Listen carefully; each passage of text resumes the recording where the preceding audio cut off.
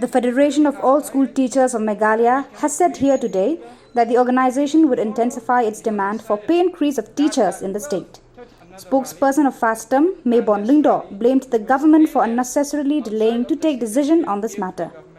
He impressed on the government to sympathetically and post-haste take action in this connection.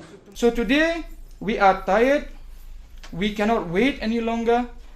So tomorrow we have decided that at 12:30 p.m. we are going to launch another rally, and this rally we will stay there outside of the secretariat if the government allow us, and we will stay there, we will sleep there, we will eat there until the government is compelled to respond to us. We have asked for a dialogue with the Chief Minister. If the Chief Minister is not clear about all these things, why do we want to have a meeting with the Chief Minister so bad? The reason is because we want to make these things clear to him, that this is the amount of money that you have in the treasury. This is the amount of money that you have in the finance department. And why is this amount not coming to us?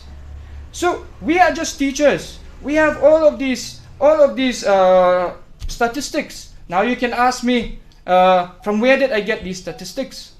Interesting fact that I would like to point here is, let's go to the political point of view, since everyone is so interested in politics. Why is the NPP government or the MDA government so adamant? I will respond here now. The MDA government is so adamant is because the NPP is looking for an absolute majority in the 2023 elections.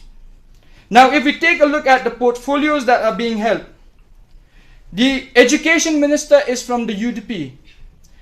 Then the Chief Minister is from the NPP. The finance is being held by the NPP. Then the education sector is being held by the UDP. Now we can see this is the problem of a coalition government.